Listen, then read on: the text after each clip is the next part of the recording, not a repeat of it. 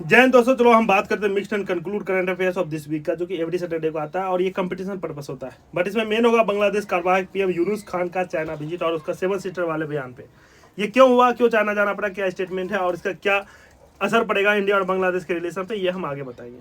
ये रिलेटेड है कुछ टॉपिक से, कंपटीशन एग्जाम वाले इसको नोट कर सकते हैं। Really it will be very interesting and in last will conclude with the point. Also you can comment if something wills come in your mind, we will discuss later. Okay, तो point इस प्रकार के, ये क्यों गया, कैसे गया, क्यों कारण है इसका। अमेरिका ने जो टैरिफ लगाया, रेसिप्रोकल टैरिफ, वो मेन कारण है। इंडिया पे लगाया 26%, चाइना पे लगाया 104% और 29% लगाया पाकिस्तान पे, 37% लगाया बांग्लादेश पे। जो जोग्राफिकल के बेसिस पे सब सेम है, लेबर सेम है, इन्वायरमेंटल सेम है। जो माल वो बनाएगा जो वही इंडिया बनाएगा, जो माल चाइना बनाएगा वही इंडिया बनाएगा। बट जब बेचेगा तो 100 रुपये का माल वो 29 में बेचेगा और हम बेचेंगे 26 में, 126 में बेचेंगे। तो क्या होगा, फायदा होगा इंडिया को।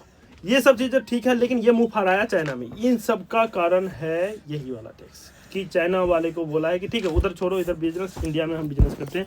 और उसका मेन स्टेटमेंट था कि सेवन सीटर जो लैंडलॉक है और आप इसको सी रूट का एक्सेस कर सकते हो, मेरे वाले सी रूट से। लेकिन उससे क्या होगा, ये तो बचकाना अभियान हो गया ना, मूर्ख वाले साले को समझ में नहीं आ रहा है। जब नेपाल लैंडलॉक कंट्री है और हम नेपाल को एक्सेस दे रहे हैं, पारादीप एक पोर्ट है उड़ीसा में, और उसको फुल एक्सेस दे रहे हैं। आप अपना सामान है डेडिकेटेड टू नेपाल है, बिल्कुल जो भी सामान आएगा नेपाल का जाएगा, नेपाल का वो इसी द्वीप से जाएगा।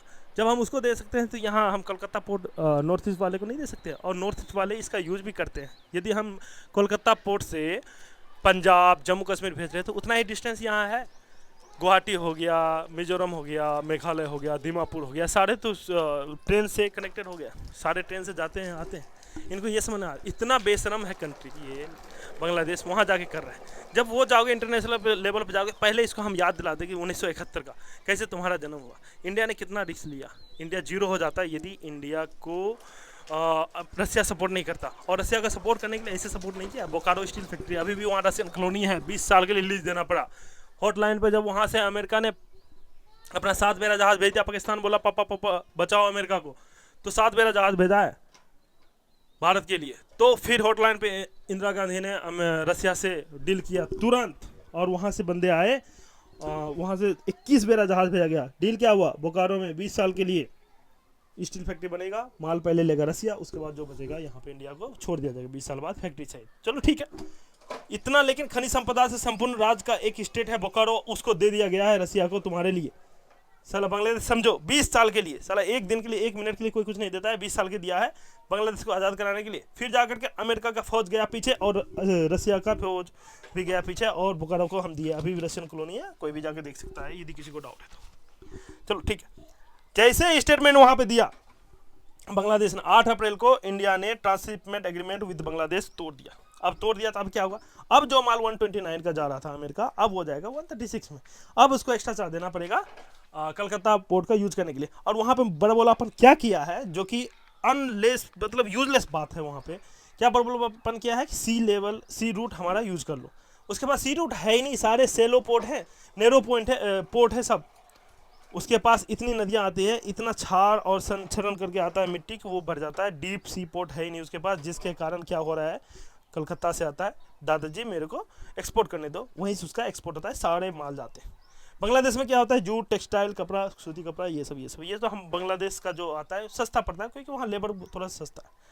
अब हम वो चीज़ यहाँ पर भी वेस्ट बंगाल में बना के भेज सकते हैं, और वही रेट में जाएगा हमारा, 126 में जाएगा, उसका 129 प्लस इंडिया का टैक्स 5 या 10 जितना भी हम मारेंगे उतना में जाएगा, यानी कि 140 में जाएगा, 140 में। तो वो कहाँ से बिजनेस करेगा। अभी उसके सारे टॉप लीडर, पीएम और बिजनेसमैन अर्ज कर रहे हैं अमेरिका से, भाई कुछ तो कम कर दो, कुछ तो कम कर दो, इतना हम नहीं दे सकते। लेकिन चलो अब जैसा करेगा वैसा मिलेगा। जो सेवन सिस्टर का है उसका मेन कंट्री कौन सा हम बताते हैं। बीच में असम है, ऊपर पर अरुणाचल, आप सबको पता है, लेकिन थोड़ा सा बताते हैं क्योंकि ज्योग्राफिकल बेस पे हम उतना प्रेजेंटेशन नहीं बना पाया, आप उसको समझोगे। असम, अरुणाचल, मेघालय, मिजोरम और मणिपुर, त्रिपुरा, नागालैंड। त्रिपुरा कहाँ है, म्यांमार साइड, बिल्कुल त्रिपुरा लास्ट में है। साउथ त्रिपुरा का जो सबसे लास्ट आउट है, वहाँ से चितगांव होकर के समुद्र का डिस्टेंस 15 किलोमीटर है। वो रखाइन प्रांत वहाँ से म्यांमार वाला रूट में है।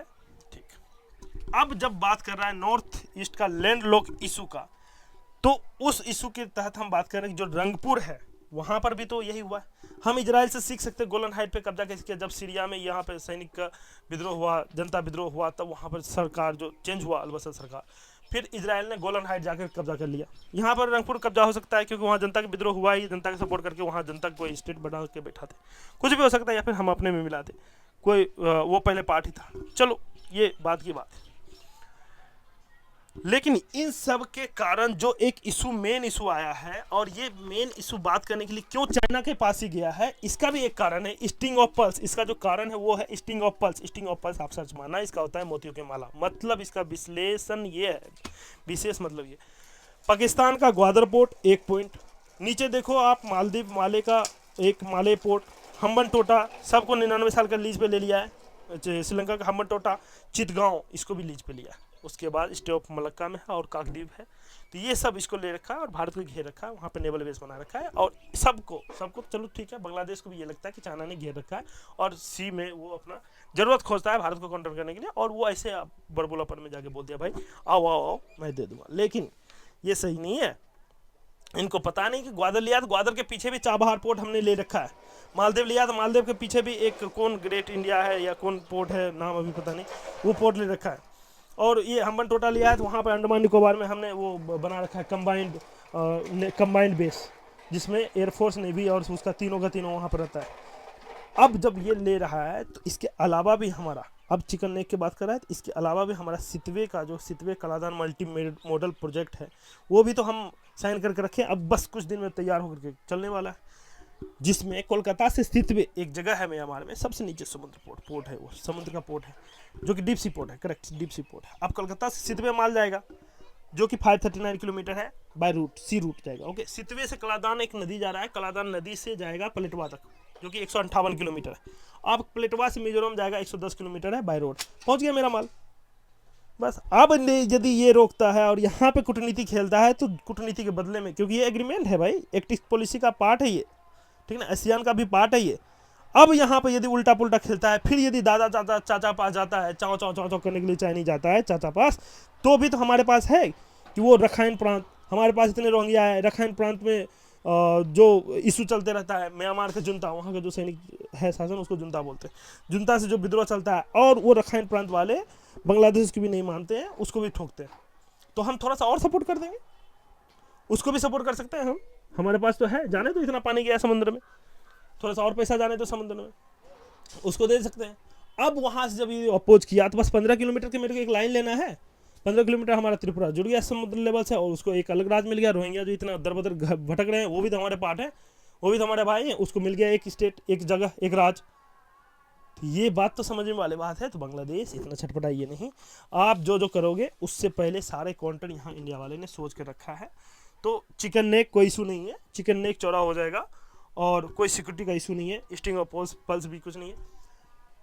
अब कोलकाता पोर्ट हो गया, पारादीप पोर्ट हो गया, चितगांव पोर्ट हो गया, ढाका पोर्ट हो गया, वो सारे पोर्ट में सबसे बड़ा पोर्ट है कोलकाता पोर्ट, और आपको एक्सेस करने के लिए वहाँ आना ही पड़ेगा, और इससे बड़ा पोर्ट अभी कोई है ही नहीं। और जब रखाइन का है, रखाइन का बात आएगा, जनता का आएगा तो वो सब हम डिस्कस कर लेंगे। चलो इतना डिस्कशन, तो बहुत बहुत बहुत बहुत धन्यवाद आप सबका सुनने के लिए, जो सुन रहे हैं सब्सक्राइब कर लें, कुछ भी हमारे से गलती हुआ है और कुछ पॉइंट में कमी हुआ तो आप हमें कमेंट करें, हम उस पर डिस्कस करेंगे और उस पर हम भी कुछ सीखेंगे, आप भी कुछ सीखेंगे, और सारा पॉइंट जितना भी पॉइंट है ये सब हम स्टडी करके एक सप्ताह में सबको, अंकित अवस्थी सर को, खान सर को, ये सबको सुन करके कंक्लूड बना करके हम अपना एग्जाम पर्पज़ किए हैं, आप भी इसको नोट कर सकते हैं।